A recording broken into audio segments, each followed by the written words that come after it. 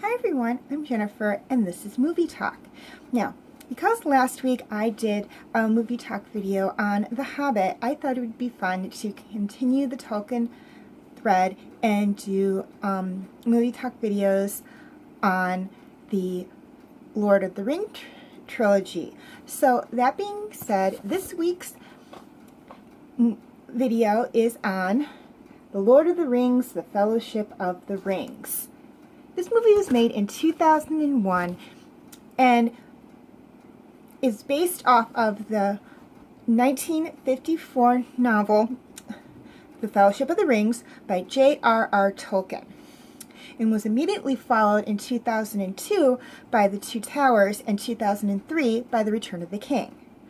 This movie stars an amazing cast of actors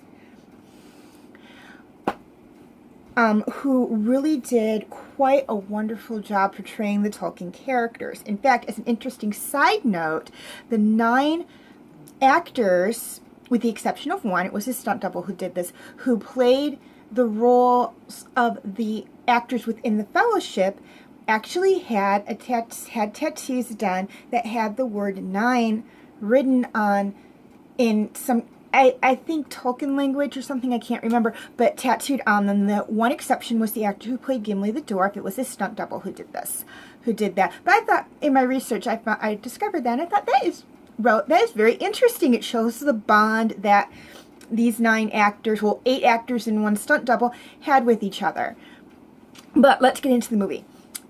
This story follows, not immediately, but relatively close on the action, relatively close, I'm sorry, I'm losing my train of thought here for a second, follows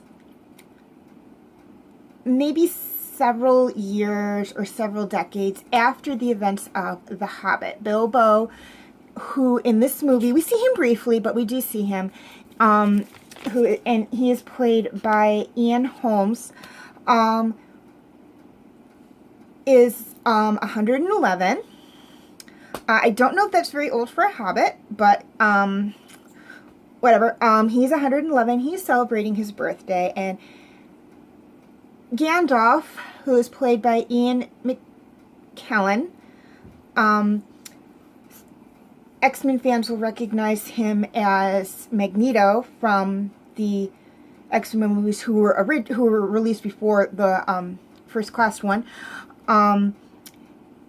Comes to visit as Bilbo is his friend, and he is met by Bilbo's young nephew, Frodo Baggins, who's played by Elijah Woods. And shortly after the party, Bilbo leaves, saying he is tired of living in the Shire. He wants to see mountains, and he doesn't like having all his neighbors and family hanging on him and bothering him. So he leaves everything to Frodo, including this ring, the ring he found on his adventure with the 13 dwarfs. Gandalf immediately realizes that this ring is Sauron's ring, and I think I am pronouncing the Dark Lord's name right. If I am saying it wrong, I apologize. Some of the Tolkien names are very hard to pronounce. And he goes in search of evidence, and when he finds it, and it confirms his fears, he tells Frodo that he has to take it away from the Shire because Sauron is looking for it. Frodo agrees to go on this adventure to where the elves live, and his gardener, Samwise Gamgee, also known as Sam, who is played by Sean Astin, I believe is how you say his last name, goes with him because he kind of overheard it. And Gandalf felt that this is someone who can kind of keep an eye on Frodo.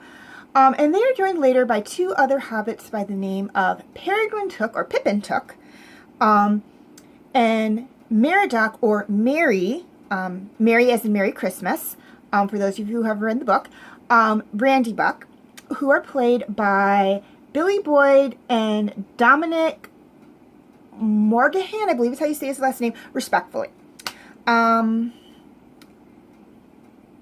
They later meet up with a ranger named Strider, who is played by, oh my god, look, They go Mortensen, I believe is how you say this last name. And if I'm pronouncing any names, like character names or actor names wrong, I apologize.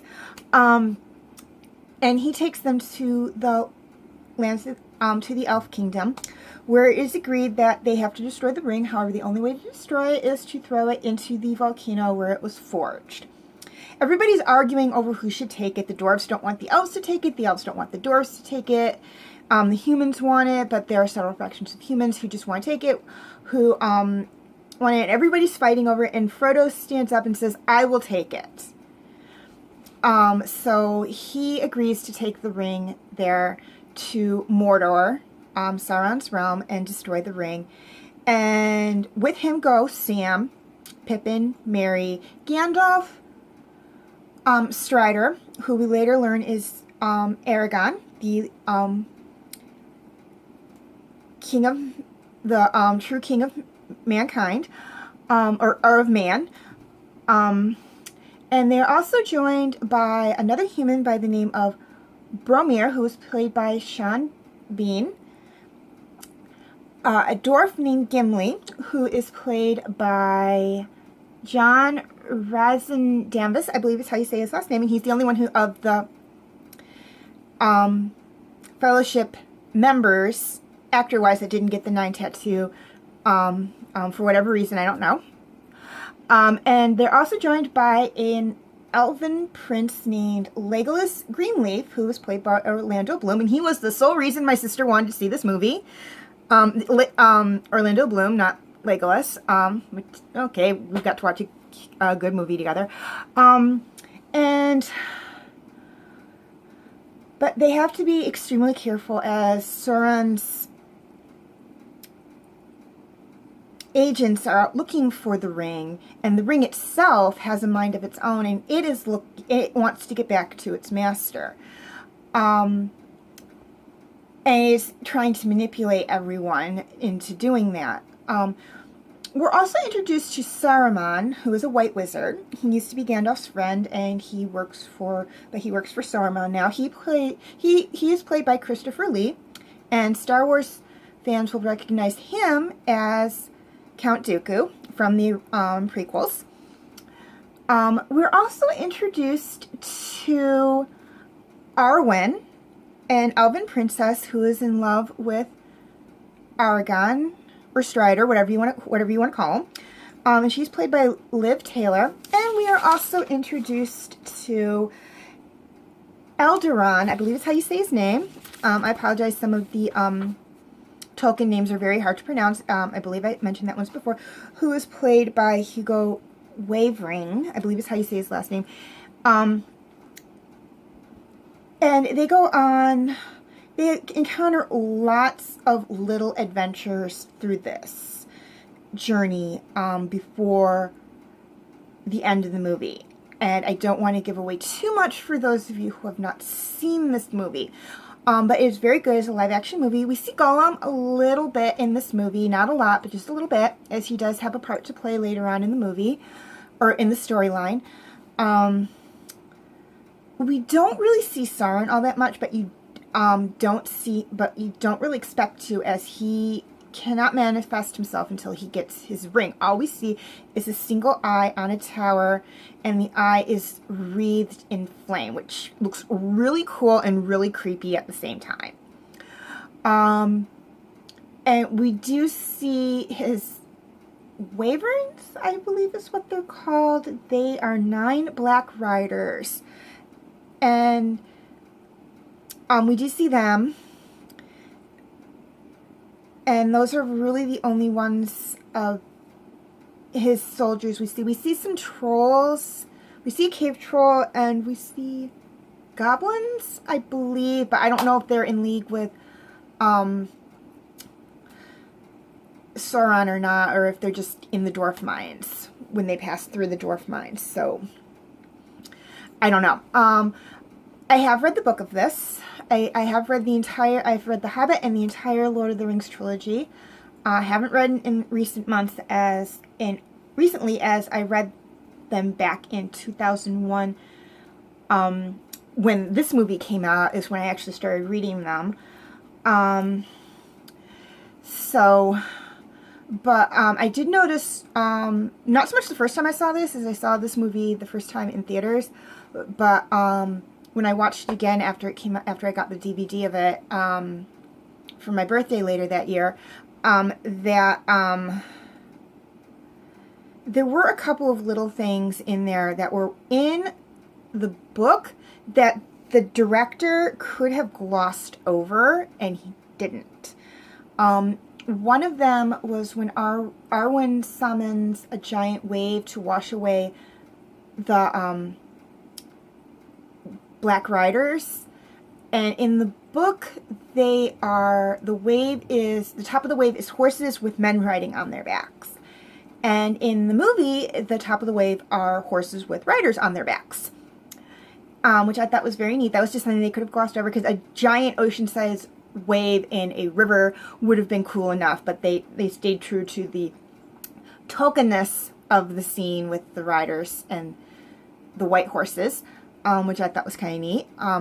Also, when they're passing through the mountain and it's covered in snow, in the book they have Legolas walking on top of the snowdrifts, and in the movie, Orlando Bloom, who plays Legolas, is walking on top of the snowdrifts while everybody else is trudging through the snow. I'm like, that is a very nice touch too. I did like that. I thought that was a very unique touch, because those are just simple things that just could have easily been glossed over. Nobody probably would have noticed. I did like that. I loved the cinematography in this movie. This is just great cinematography. I think the movie itself was shot in New Zealand. So the scenes themselves, the actual scenes in the mountains and whatnot, are breathtakingly beautiful. And then what they did, 'cause I think the actors who, and I could be wrong about this, and if I'm wrong, I apologize, but I think the actors who played Gimli and the hobbits are about normal size, and they actually did a wonderful, and if they are, they did a wonderful job of making them look half the size of the two humans, or the three humans, excuse me, the three humans and Legolas. They actually did make them look small. Now, I could be wrong, and they could actually be shorter people, and if they are, I apologize for that. But I do think Elijah Woods is probably about my height. I'm not sure, but I think he is, and I'm like 5'6", so I think he's, I think they did cinematography to do that, but if they didn't, I apologize for that. But I think they did. I couldn't find any evidence to say that they didn't, but I couldn't find any evidence to say that they did, so I am making an assumption, and if I am making the wrong assumption on that, I apologize. All in all, a very good movie. One of the things I absolutely loved about this movie, aside from the cinematography and the actual backdrop scenes, was the fact that when they opened the movie, they could have jumped right into where you see Frodo and he meets up with Gandalf, and then they go right into the Bilbo's birthday party and everything, and they didn't. They actually set up what happened prior to all this. The forging of the 9 rings that were given to man, the 3 rings that were given to elves, and I can't remember how many rings were given to the dwarves. I think it was 7, but I could be wrong. And the 1 ring, and got into the history of that, how the ring became separated from Sauron, and why we don't see a physical form of him outside of the Fire Eye, as I like to call it. How the ring was, not necessarily how the ring was discovered by Gollum, but that it was discovered by Gollum and kept in secret for many, many years and granted him an extremely long lifespan, and then how it was discovered by Bilbo, and after that they jumped right into the story. And I think the book does that too, but again, that was something they could have very easily have glossed over, and they didn't.